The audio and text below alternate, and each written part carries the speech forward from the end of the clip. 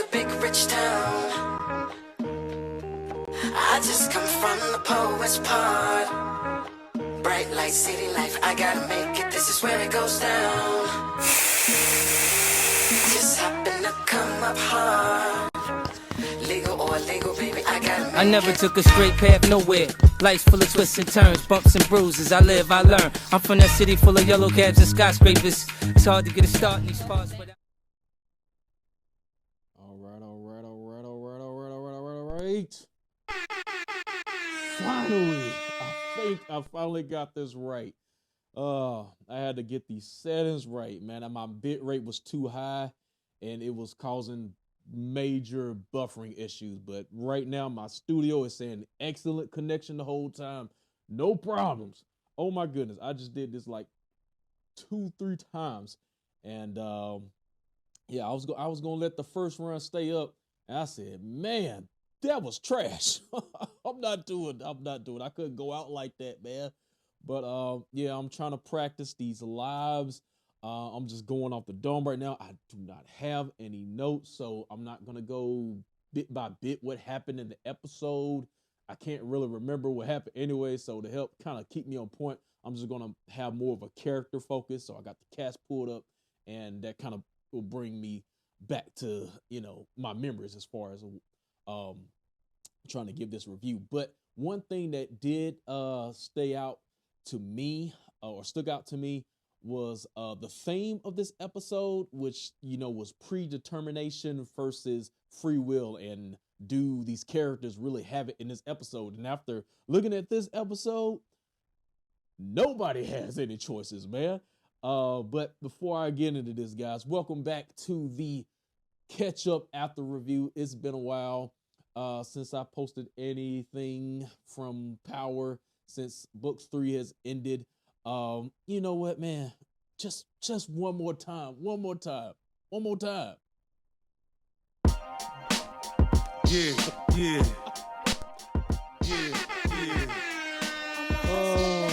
I missed this song. Yeah. I know heartbreaks, setbacks, bitch. All right, y'all. All right. I just wanted to go back in time one more time, man. But I gotta wait till, I guess, whenever. I assume probably next summer is when, you know, probably gonna drop some more episodes if there's a season 2 of this. But yeah, I guess, you know, just because Book 3 was so good, it was kind of hard to get into episode 2. I don't know if it was just because Book 3 was just so good, and we're like, oh man, we gotta go back to Tariq. But this episode wasn't as hard hitting as I expected it to be. I don't know if I was just tired while I was watching it. No, I ain't gonna say that, because I did get some sleep. I didn't watch it on the Stars. Well, I watched it on the Stars app, but I didn't watch it like at 11 p.m. my time, which is when it usually first pops up. I was like, man, I'm tired. I'll watch it later. And so I had sleep. So I guess the episode just wasn't, at least to the end. I think it picked up at the end. And oh boy, Tariq, man, just when I thought you were smart, you keep doing dumb stuff. How did you let this man ping your location on the phone? But we're gonna talk about that a little bit later, guys. This is Power Book 2, Ghosts. We back at it again. Get my header up here. It looks kind of crazy right there, so I'll just leave that like that. That's supposed to be for this screen. My bad, y'all. It's live, but yeah, we practicing. Practicing makes perfect. And let me make sure. I don't think my mic is. There we go. Oh my God. I hope y'all could hear me the past couple minutes here. But anyway, yeah, I'm not deleting this one. We live, man. So okay.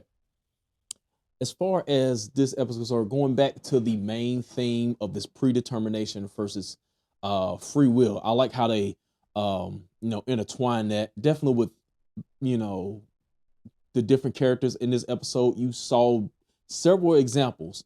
Braden with his family, and how his dad has his path set forth, but, you know, he wants to be a drug dealer, right? But, you know, this whole family gathering that they have during this episode. And I thought it was so funny. The Congress dude, I shot Tariq. He's like, man, I'm done with this. So he won't be coming to the Christmas dinner, but anyway, so I'll get into that. I'm skipping ahead a little bit, but yeah, with Braden, you had that situation there. Tariq himself, he did have a choice before killing Ghost. He gave up that free will once he shot that bullet, man. But yeah, he's in the game, and it's just no getting out at this point. He's deep in it. Then you have Monet. She's like on the edge. She's like super skittish in this episode. She's looking over her shoulders. The connector's gone. Her business. She has to find another way out, and she's putting pressure on Zeke. So once again, this theme of predetermination. So she's predetermined his route because she's like, hey, you going pro. And he's kind of holding back because he doesn't know if he wants to go back playing ball so quick. So, he don't want to injure himself or whatever. But, she's pretty much forcing him to go pro early. Once again, that predetermination, right? No free will. So we have that storyline going on in this episode. And even with Carrie, and she says it's over with, and then later in the episode, she goes back to old boy again. So, just like, do you really have a choice? You think you have a choice, but you don't. It's like, and even with Sax is now with, he's partnered up with, Method Man, Davis McClain. I gotta get used to these character names again. So yeah, even with him now, he's kind of forced, to present this image, because Sax has never really been about image. He's just this slime ball that likes to catch bad guys or whatnot, and it's kind of dirty at the same time. But now he has to present this image now that he's with McClane. Is he going to be able to fit in? You know what I'm saying? But he doesn't have much of a choice because, all the choices he's made. But anybody else? Diana, which she was, trying to put the bullets in the gun. I was like, this is not the life for you, baby. But, Monet is going to force that on her. She has nowhere to go. Even though Kane and Drew are more acclimated to the lifestyle, same thing with them. Where are they gonna go? What are they gonna do? But it's like, so just about everybody in this episode, I think the theme of this, you don't have a free choice, stuck out with every character in this episode, every major character anyway. So let's go ahead and touch on Tariq first. I'm just gonna go maybe a couple characters, just kind of highlight throughout the episode and give my thoughts. Tariq, we find him at his grandmother's house. He has to get this alibi because he just shot Jabari, but he's having this PTSD. He's having these moments in his head. And even after the shooting of Ghost, he's still having trouble, living with pulling the trigger, so to say. And we saw this pop up again with the hunting incident. But yeah, there were a couple times in this episode I was like, man, you smart, boy. Definitely with the when he was having a conversation with the congressman was kind of low-key dissing him with all these, what's the word I'm looking for? Buzzwords, urban, people like you, things like that. And then, he got smart on him, talking about big pharma, where you getting your money from, all that good stuff like that. But so I thought there was a good scene right there where he outwitted the congressman, but the Sweeney, he tried to get him. He tried to Dick Cheney him, like they said in the episode. So I don't know if they're gonna run to each other again, but I think where that is gonna tie into is with the whole Tate thing. And in this episode, Tate, we found out that he lost the governor's race. I really can't remember much from the last episode as far as his storyline is concerned. But I thought he was governor or something already. I don't know. But yeah, he lost the governor's race. I don't know if there's a re-election or something. But speaking of Tate and where he is in the Power series. Are we still doing Power Book 5? Are we still doing that? I don't think he can carry a series by himself. I'm gonna be honest. So I think he should just stay in the universe of Power Book 2. I think he fits well there, but I don't know if they still have plans to go with his own separate story. But yeah, in this episode, he was laid out on the couch. He was drunk, feeling bad, feeling down. His brother, got him off the couch. Hey, clean yourself up. Get your power back. So he has this this plan to go after Sweeney, and this is probably where him and Tariq are going to connect and find some type of common ground. You scratch your back, I scratch yours type deal, and we'll see where that goes from there. But yeah, he has to find some dirt on Sweeney in order to get his seat, and and then he'll get back some status and power from doing that. I don't know why I still had it up there, but anyway, who else we have here? I talked about Braden already, as far as his situation in this episode. Let's talk about Kane. Kane, early in the episode, we're introduced to this new Connect Mecha. I don't know about this dude yet, though. He seems kind of fishy. At first, he was like, you might be a narc, and then, he smashed a couple heads, and then, but I don't think he's working with the police or something like that, but it just seems weird. Even with the scene where he tied up the guy and had Kane, pretty much he was testing Kane to see what he was going to do with the guy. He let the guy go, and he pretty much scrapped it up with him. So Kane, stand-up guy, tough guy. But anyway, he found the plane with the drugs on. I was like, okay, the drugs just sitting out like that. Okay, something ain't right here about this mecha dude. So we'll find out more about that in the coming episodes, I guess. But I don't know, something ain't right about this guy. But yeah, other than that, Dace McClain, him and Sax are together, but also we are introduced to his brother, who is played by Redman. So we'll see where that goes. So he's trying to get his brother out of jail, but this is kind of the first time we see him actually care about somebody. So I thought that was pretty significant. Other times, he's out for himself. He's always scheming, stuff like that to get ahead and whatever benefits him. But this is the first time we really seen where he really cares about somebody. He wants to do something for somebody else. So we'll see how that relationship goes as far as him and Redman are concerned.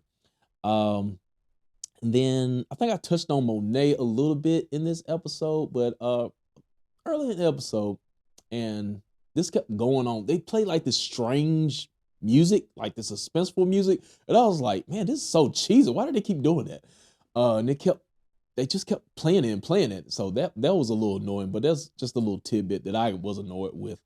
But Monet, she's feeling the effects after killing old dude, the last Connect from the last season. And she's paranoid, and like 2 separate times in this episode, she's grabbing a gun, she's getting it out of the locker. I'm like, why is the gun in your locker? But she's getting it out the locker. And the first time Drew dropped his glass, and while he was trying to get some water or whatever, and then with Drew, he's resenting Monet. So there's that, or are they gonna reconcile? But he blames her basically for what happened to him getting shot. And but yeah, she's just on the edge on this episode. And but yeah, she's kind of losing her grip. She's just desperate. She's not as confident as she was in the past episodes. So will she get her confidence back? Will she get her power back? Will she get a better idea than riding Zeke's coattails? But we'll see what happens. Maybe she'll get with the Connect mecha. Kane was trying to introduce to her, I guess, later in the episode, but she wouldn't let him in the house. So, are we gonna get that back together as far as him getting back in the family? We don't know. Other than that, I think that's really it, guys. There's nobody else I wanted to touch on. Everybody else just small potatoes as far as Lauren and Diana. Just kind of it was just kind of small potatoes. Nothing really much happened with them. The only thing I could probably go back to is when they had that conversation where Tariq, where everybody found out Jabari was dead. And then she's like, man, you ain't even sad. You ain't nothing. But I like how he did that little comeback. Be like, man, I lost all these people. I lost my dad. I lost my sister. My mama's in Whitsick. And then that shut up real quick. So I like that. But nothing else really much happened with her in this episode. But yeah, so let's go ahead and fast forward towards the end. And Buddy picked up that phone that I got very annoyed. They kept showing him taking the battery out, putting the battery in. I call it the super burner, but he did that several times in the episode, waiting for Tasha to call back or text back, and she doesn't. And I'm wondering, like, why does he still have this phone? He needs to get rid of that after killing old boy because it still has a connection to Jabari. But I'm guessing that's his last form of communication with his mom, so he doesn't want to get rid of it. But in the end of the episode, he picks up the phone. There's a new detective on the case of Jabari, and he picks up the phone. He doesn't say anything, and he allows it to ping his location. I'm just like, oh my God. Every time he's just like the smartest, dumbest guy in the episode. But yeah, man, how's Tariq gonna get out of this time? We don't know. But yeah, man, but I think they will pick back up. But this episode was a little slow for me. But yeah, not the episode I anticipated. But we'll see. Maybe Power Book 3 just spoiled me, but yeah, we'll see, man. But I think that's gonna be it for it. This stream was smooth. I think I did good for a live. I think I did good, man. For my fourth attempt anyway. But anyway, guys, that's gonna be it for me. I will see y'all next time. I'm gonna go ahead and play y'all out, and we are done. This is a big rich town. I just come from the poet's part. Bright light, city life, I gotta make it. This is where it goes down. Just happen to come up hard. Legal or illegal, baby, I gotta make it. I never took a straight path nowhere. Life's full of twists and turns, bumps and bruises. I live, I learn. I'm from that city full of yellow cabs and skyscrapers. It's hard to get a start in these parts, but